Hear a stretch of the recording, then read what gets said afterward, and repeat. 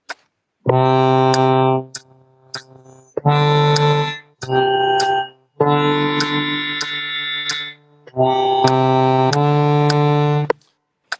aí assim vai andando, né? Assim E aí por sim, diante.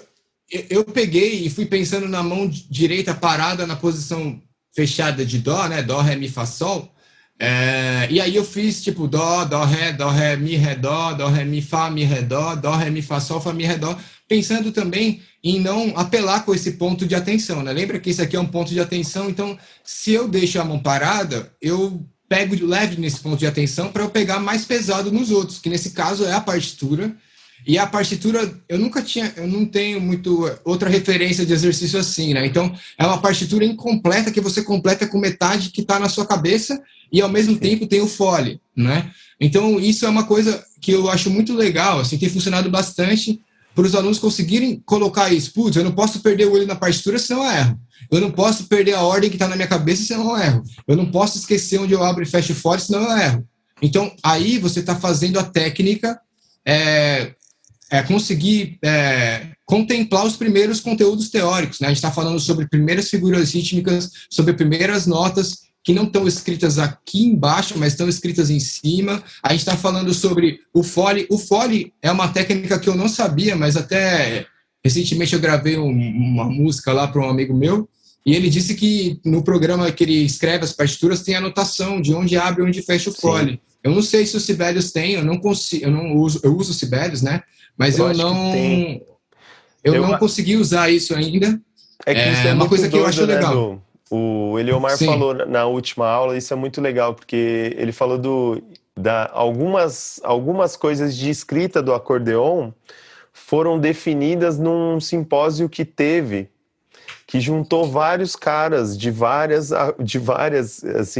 lugares do mundo e que começou a definir, por exemplo, como escrever a nomenclatura do baixo e como escrever, mas tem muita gente ainda que escreve o acordeon, por exemplo, o direcionamento do fole, igual se escreve o do violino, né? Porque o violino eles escrevem a arcada, né? Indo, voltando. E aí tem gente que escreve assim, né? Às vezes é uma coisa também muito, muito legal de saber, porque isso também é muito legal que você falou, né? E que você estipulou de dois compassos abrindo, dois compassos fechando. Porque tem muita gente que eu acho que é o que mais... Não sei, isso é uma coisa minha, né? Que eu acho que uma das coisas mais difíceis dentro do acordeon é o fole, né? Assim, como ter com certeza. domínio absoluto do fole.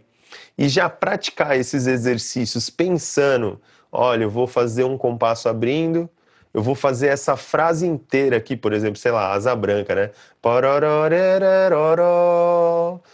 Fiz essa frase inteira abrindo, a próxima frase inteira vai ser fechando.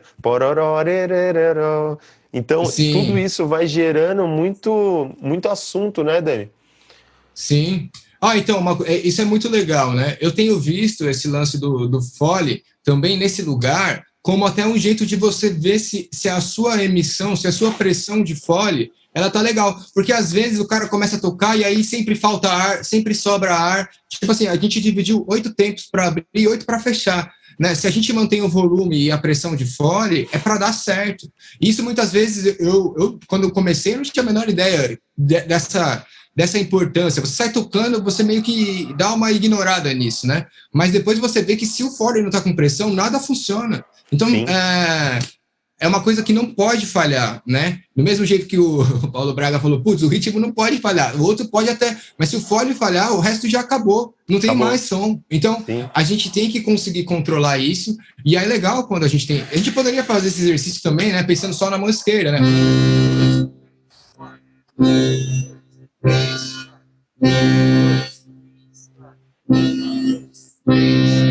E ver também se essa mão esquerda também consegue manter, né? Tá vendo? É quase uma prova real aqui. Eu tenho que acabar com ele praticamente fechado, né? Também aproveitar e acostumar também, quando a gente sai tocando, né? Acontecia muito isso comigo. Sai tocando, daí nunca chega perto de fechar, porque tá com medo de acabar o ar. Aí que fica abrindo, abre mais, e aí acaba não aproveitando isso, e ainda mais quando vai nas transições para o resfolego, ou planejar o fole, acaba nunca chegando na posição melhor, não consegue se posicionar porque está sempre com medo de que o ar acabe, né? Então, explorar os limites de uma forma, sem estar no meio da música, com as duas mãos, já tocando, acorde, melodia e tal, é uma coisa muito importante para a gente, para o controle básico do instrumento, né? Porque senão a gente acaba tendo esse problema sempre, vai herdar esse problema para as próximas situações, né? E tem uma coisa legal disso, né, por exemplo, há um tempo, assim, eu acho muito interessante a sanfona de 8 baixos, né, e tocar, e às vezes eu gosto de tirar as músicas que a sanfona de 8 baixos, né, então ela é muito limitada a ir e voltar, né, e essa força parece que dá toda a linguagem, né, então às vezes eu fico brincando com a escala, então, do, ré, mi, fá, sol, lá, si, dó, aí depois 2 notas, do, ré, mi, fá, tã. E isso é muito legal, né? Porque vai trazendo essa coisa do fole, né? Do sei aonde eu posso trocar, né? Tipo, isso é muito legal. Outra coisa legal de se falar sobre técnica, né? É sobre também o não estabelecimento de uma técnica única, né?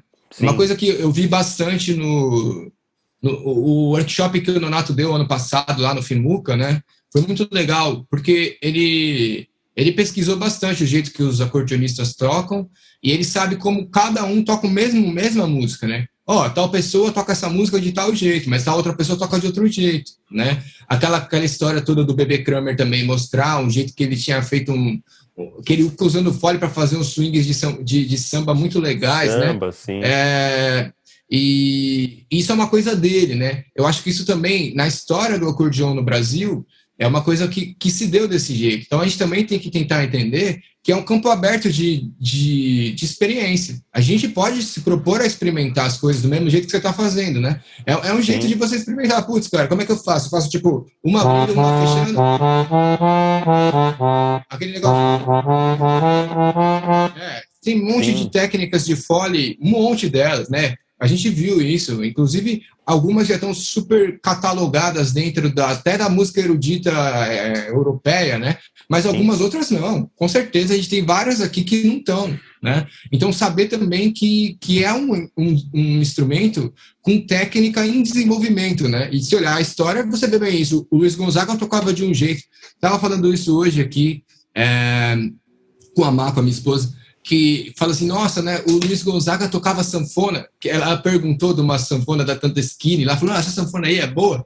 Falei, cara, é a sanfona que os caras do Sul gostam muito, que ela grita bastante o som, né, e aí comecei a pensar bastante nisso, tipo, na época do Luiz Gonzaga lá, na época também do começo da música gaúcha, a gente não tinha muito microfone, esse sistema de microfonação, então essas sanfonas que gritam muito som, mesmo sendo inferiores, assim, né, tipo de valor e tal, elas preenchem mais os ambientes, né? Quando não tem captação. Então, os caras tocavam com essa sanfona e daquele jeito que aquela sanfona respondia.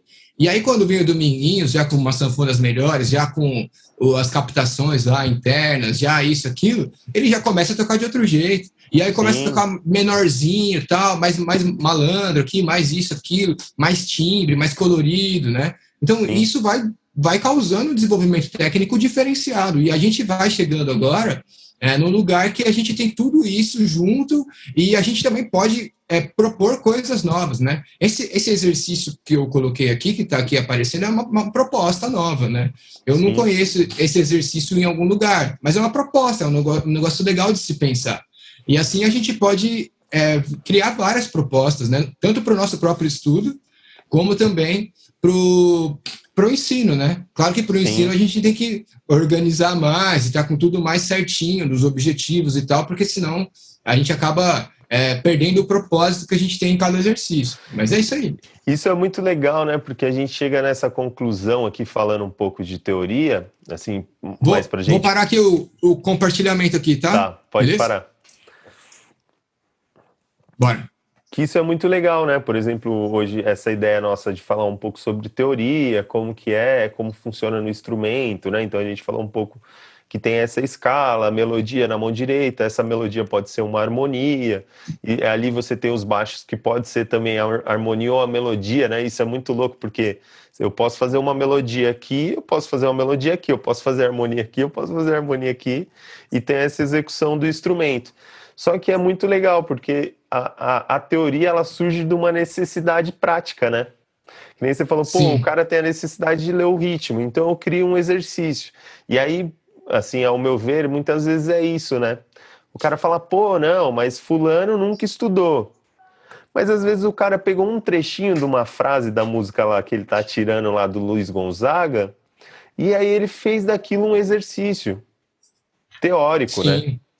Então, às vezes, É, mas ele teve essa coisa.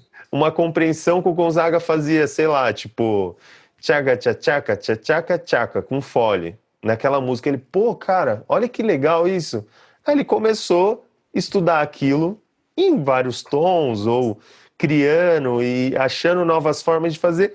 A hora que ele vê, querendo ou não, ele não formalizou essa teoria, mas ele aprendeu aquilo, Sim. teorizou, né, aquilo, né? Tipo, entendeu? Pô, ele fazia pra cá, pra cá, pra cá, usava a nota dó, mi, sol. Então ele usava uma terça, eu posso usar lá em lá também. Então tudo isso eu acho que faz parte dessa teoria, né? E é muito legal porque isso vai trazendo pra galera de casa, pra quem tá iniciando, pra quem já toca, que esses muitas vezes é um estudo, né? Por exemplo, aí eu vou citar uma viagem, talvez. Por exemplo, uma vez eu vi um workshop lá na EMESP de um saxofonista, Ted Nash, que é da Lincoln Center. E aí ele Uhum. falando que, por exemplo, os americanos são assim o pai do improviso e tal. E aí ele falando isso do que para improvisar eles tiram. Ele falou, quando eu comecei era 8, 9 anos de idade, eu ia para aula, o professor não me passava técnica de instrumento. Ele fazia eu tirar solos de outros músicos, né? Então ele Sim. tirava o solo de ouvido, ele falou, depois que eu cheguei num nível, a gente começou a trabalhar mais técnica do instrumento, mais leitura, enfim. Então tudo isso está relacionado, né? Isso que você passou pra gente de que a teoria não é só essa coisa que está no papel, ao mesmo tempo também é, mas também surge da nossa necessidade, né? Eu fiquei pensando aqui no que você falou, já estava querendo falar, já falei, nossa, tive um monte de ideia, né? Mas é o seguinte, cara, eu tive uma aula uma vez na Unicamp com um cara muito bom, que chama Sérgio Freitas, né? Um cara que estuda harmonia, cara. O cara estudou muito, nossa, umas aulas impressionantes, assim. E uma das coisas que ficou ali é que, cara, ele estava falando muito sobre aqueles tratados do Schoenberg, tratado de harmonia, tratado disso e daquilo. Então, o que acontece na história, né, no desenvolvimento, se a gente pensar assim, cara, música é uma invenção humana. Então, você pode inventar, eu posso inventar, qualquer um pode inventar. E não tem o certo e errado, porque é uma invenção. Se eu inventei, como é que eu posso estar certo ou errado? Tipo, não existe isso, né? Mas a gente acaba entrando, às vezes, nesse discurso de pensar a teoria com isso. Não. Então o cara que está tocando, ele não tá, ele nunca estudou teoria. Lógico que ele estudou. Ele estudou, que nem você falou, ele estudou, ele ouviu. A gente já, só de ouvir todas as músicas que a gente já ouve, indo no rádio e tal, você já está estudando. Só que é de uma forma meio. Primeiro, que não é oficializada. Segundo, que se você Sim, não parar para ouvir aquilo, você não consegue aproveitar. Mas você não consegue criar uma coisa atonal. Você não, tipo, o instrumento já é pensado com as notas, já foram criadas, é uma criação, isso tudo são criações, né?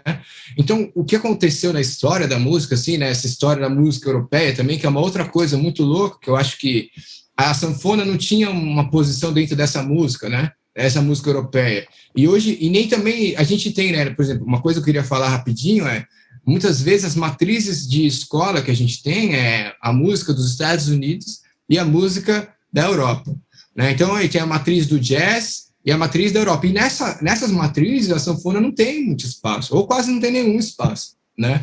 Então isso também é um problema, mas aí não é um problema só desse instrumento, é um problema da nossa valorização cultural, de entender que a nossa música tem que ser estudada. E aí é o negócio. A nossa música, o primeiro samba foi feito, o cara fez uma teoria do samba e depois que ele fez, ou ele fez eu o fiz o samba e samba depois e os depois caras foram pesquisar. teorizar. Então, é isso. Então, a teoria ela só vem depois, né? Então, uma coisa que a gente tem que fazer, talvez, seja desenvolver uma teoria mais consistente sobre as coisas que a gente tem aqui, né? Sim, E também entender que essa função teórica ela é limitada, porque ela não tem como ditar o que vai vir. Ela só está correndo atrás do que já foi, sim. né?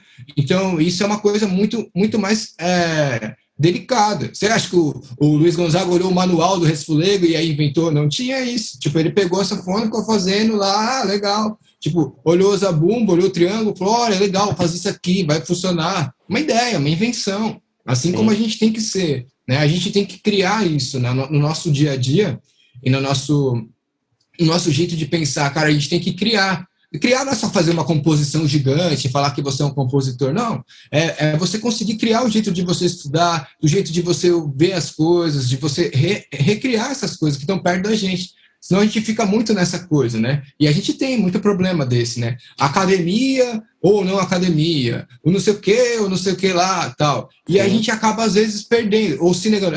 Ou você é forrozeiro, ou você é não sei o que lá, então pronto, acabou. Ou você é isso, ou não. Tipo, não é assim, cara. A gente pode criar o que a gente quiser, a gente pode andar no estilo que a gente quiser, a gente pode ter o nosso próprio jeito de tocar, e aí você vai falar assim, mas o cara toca bem ou não. Isso é muito relativo também, bem para quem, para quê, né? Então, tipo, ele toca bem, ele consegue resolver, consegue gravar bem, tá bom? Isso é muito bom. A gente tem que também ter, né, essa coisa de que quando a gente vai estudando, a gente vai melhorando o nosso ouvido, a gente vai evoluindo. Então, com certeza, você vai tocar melhor depois de 3 anos do que você tocava antes. Você pode falar.